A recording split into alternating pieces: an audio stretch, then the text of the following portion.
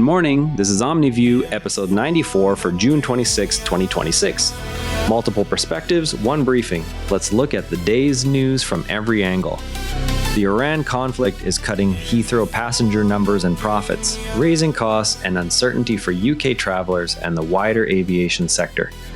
Europe's busiest airport expects a 1.1% drop in passengers to 83.6 million this year. The decline is attributed directly to the impact of the conflict in the Middle East on air travel. The airport is also discussing the cost of its third runway plan with regulators. Airport operators emphasize the need to adjust forecasts and control costs to maintain long-term viability when external conflicts reduce demand. Travel industry voices highlight risks to jobs and connectivity that support regional economies. Regulators focus on ensuring any expansion plans remain financially sound, even under reduced traffic scenarios. How do airlines typically respond when major routes face prolonged disruption? Shifting now to Johannesburg, where the municipality has stopped certain essential services because it cannot pay for fuel. The city of 4.8 million people faces ongoing corruption scandals and struggles to deliver basic services. Municipal officials stress immediate cash flow problems that force difficult service choices to avoid deeper insolvency. Residents and local businesses point to repeated failures in delivering reliable water, power, and waste collection.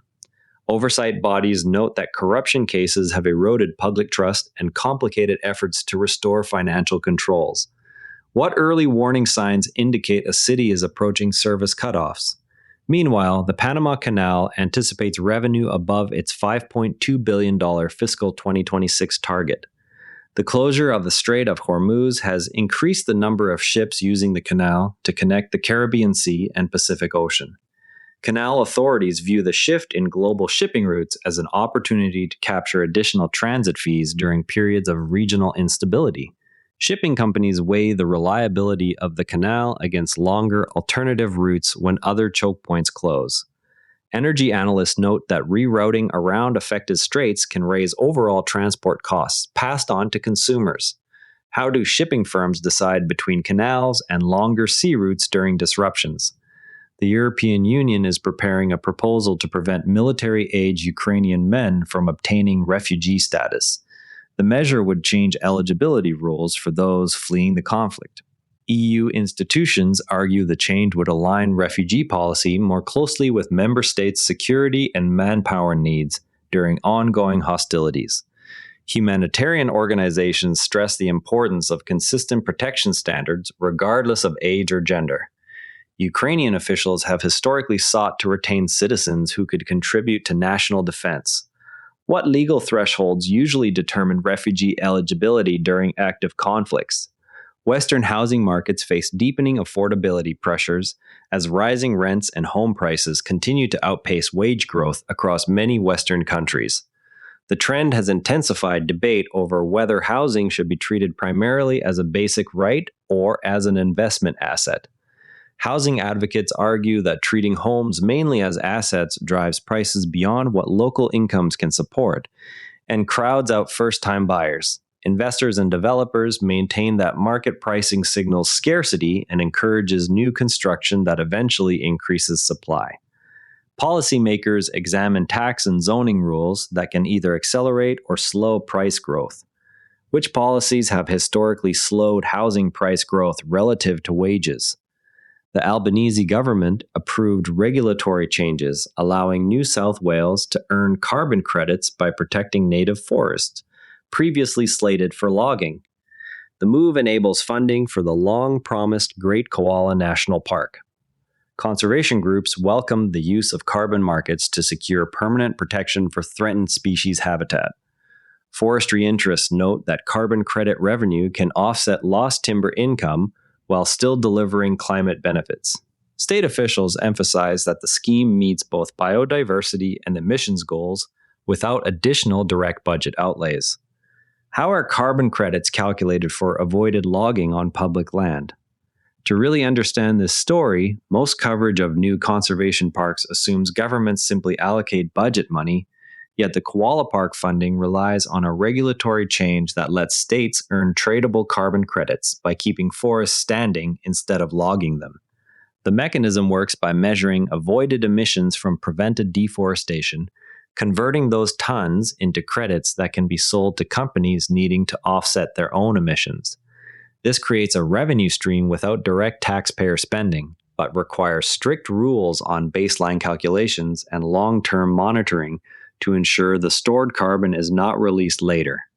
Next time you see a headline about carbon-funded conservation, ask who sets the baseline logging rate, how long must the forest stay protected, and what happens if future governments change the rules. A justice minister called the case really serious and said the Ministry of Justice will examine how a British academic was treated under the US military justice system after being strangled by an American airman in Cambridge. UK officials stressed the need to ensure British citizens receive fair treatment when crimes involve foreign military personnel stationed locally.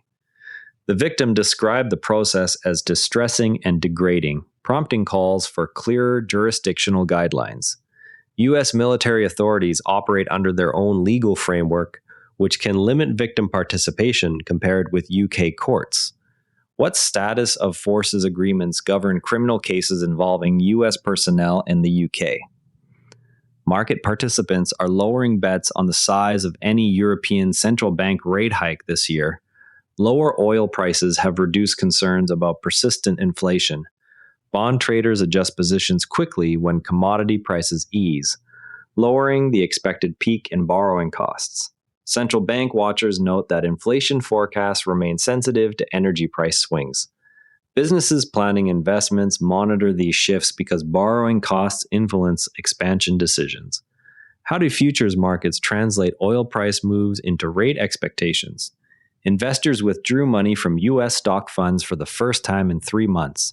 Record redemptions from technology funds signaled cooling enthusiasm for the artificial intelligence theme. Fund managers highlight that concentrated AI valuations have prompted profit-taking after strong prior gains.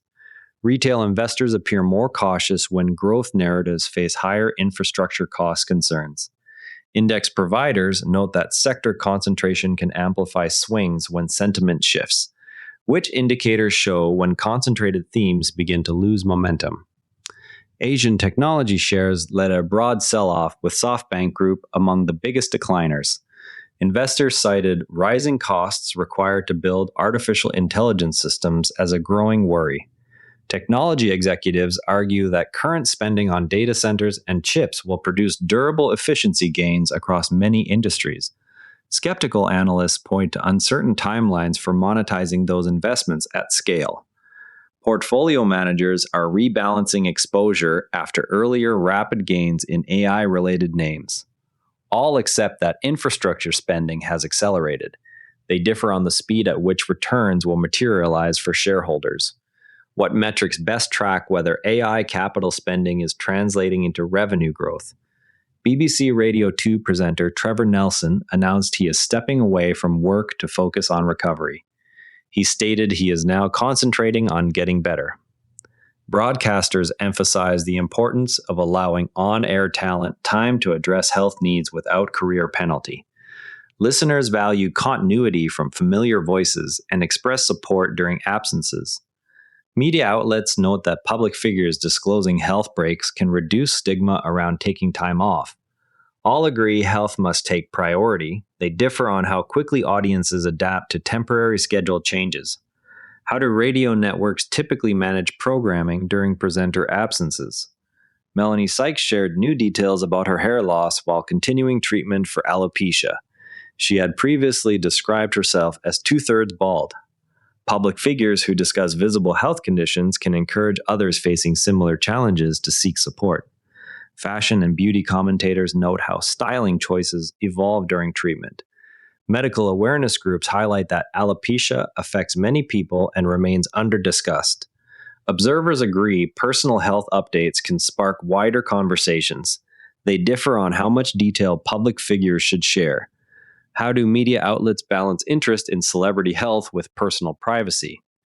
Before we go, tomorrow watch for further updates on how shipping companies adjust routes if the Strait of Hormuz remains closed.